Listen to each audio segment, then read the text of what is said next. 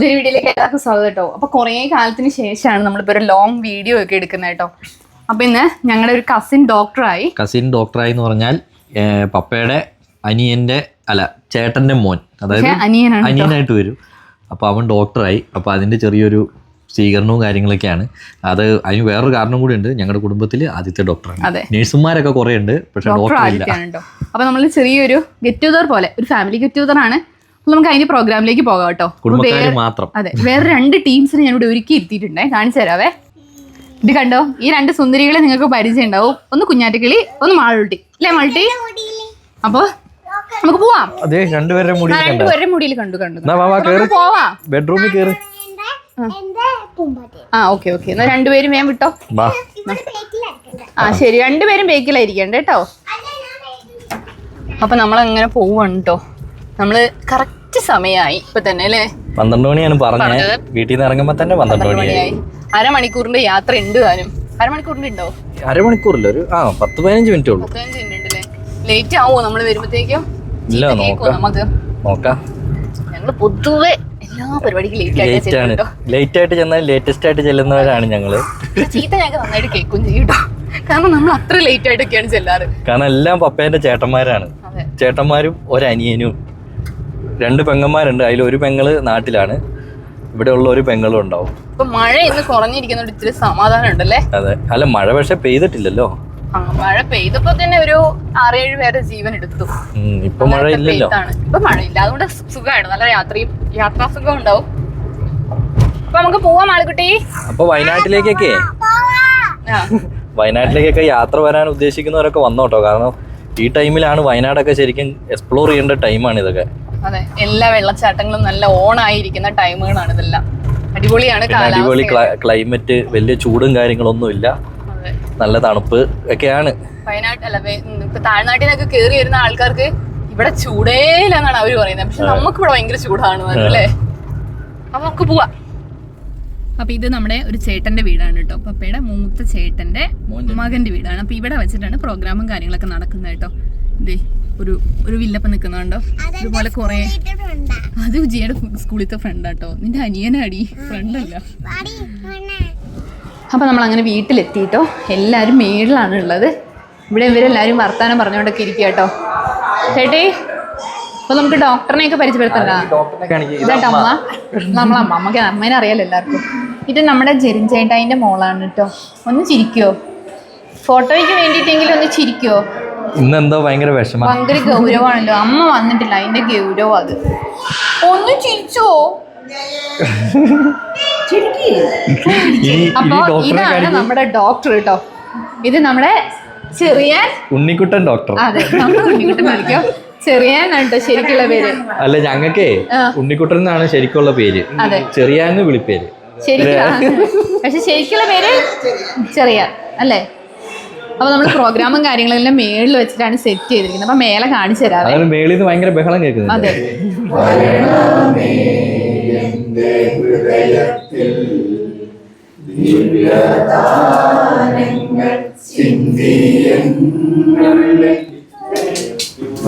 ചേട്ടായി കേട്ടോ, നമ്മുടെ മൂത്ത ചേട്ടായിയാണ്. പപ്പേന്റെ മൂത്ത ചേട്ടന്റെ മൂത്തമ്മ. അതെ, എല്ലാരും നിരന്നിരിപ്പുണ്ട് കേട്ടോ.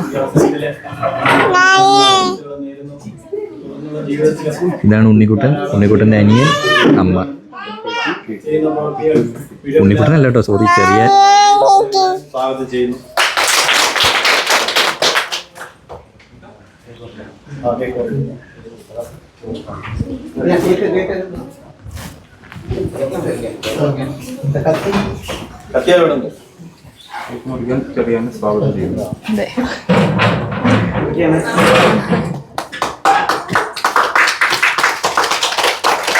ചെറിയാനായിട്ടോ കേക്ക് കൊടുക്കുന്നേ നമ്മുടെ ഡോക്ടർ അല്ലേ?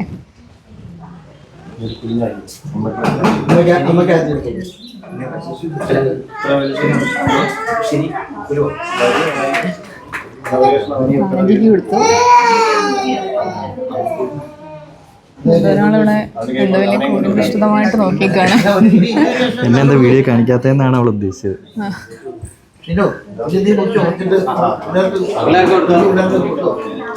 നമ്മുടെ കേക്ക് മുറിക്കൽ അങ്ങനെ കഴിഞ്ഞു. നിന്നെ കേക്ക് വേണോ? കേക്ക് വേണോ? കേക്ക് വേണോ? പിള്ളേരാരും ചിരിക്കുന്നില്ലല്ലോ. ഭയങ്കര ഗൗരവമാണ്. അപ്പൊ എല്ലാവരും എത്തിയിട്ടുണ്ട് കേട്ടോ. എല്ലാരും ഇങ്ങനെ നിൽക്കുന്നോണ്ട് ഞങ്ങൾക്ക് ക്ലിയർ ആയിട്ടൊന്ന് കാണിക്കാൻ പോലും എല്ലാരും പറ്റുന്നില്ല. ഇവിടെ രണ്ടുപേരും എന്ത് അച്ചടക്കമുള്ള 2 മക്കളെ കണ്ടോ. അപ്പൊ ഇതുണ്ടോ കേക്കും കാര്യങ്ങളൊക്കെ ഇരുന്ന് നൈസിൽ കഴിക്കുകയാണേ. അപ്പൊ എല്ലാരും കേക്ക് അതേപോലെ ലഡു ഒക്കെ കഴിക്കുന്ന തിരക്കിലാണ് കേട്ടോ എല്ലാവരും. അപ്പൊ നമ്മൾ ഉണ്ണിക്കുട്ടന് ഒരു മൊമെന്റോ കൊടുക്കുകയാണ് കേട്ടോ. അപ്പോൾ മൊമെന്റോ കൊടുക്കുന്നത് ജോൺ പാപ്പനാണ്, പപ്പയുടെ അനിയൻ. ഇത് പപ്പയുടെ മൂത്ത ആള് കേട്ടോ, അത് ഇളയ ആള്.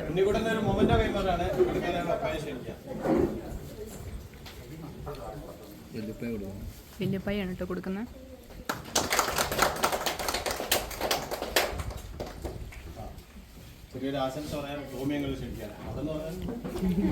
ടോമിയങ്ങളവിടെ ഉണ്ടല്ലേ. ഇവിടെയുള്ള ഒരു അളിയനുള്ളൂ അല്ലേ. ആ പപ്പയുടെയൊക്കെ പെങ്ങളാണ്, പെങ്ങളുടെ ഹസ്ബൻഡ്.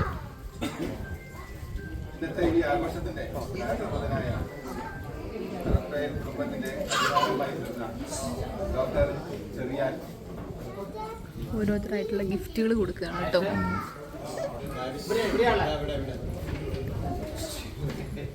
ഓരോരുത്തരുടെ ഗിഫ്റ്റ് ഓരോരുത്തർ തപ്പിക്കൊണ്ടിരിക്കുകയെന്നേ ഉള്ളൂ. അപ്പോൾ ഇത് ജോണാപ്പൻ്റെ മൂത്ത മോളാണ് കേട്ടോ. മൂത്ത മോളും കെട്ടിയവനുമാണേ. ഇത് ഇളയ മോളും കെട്ടിയവനും കൊച്ചുമാണ് കേട്ടോ.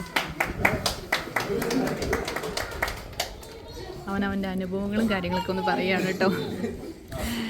ചിരി വന്നിട്ട് വയ്യ പുള്ളിക്ക്. പെടുത്തിയതാണല്ലേ.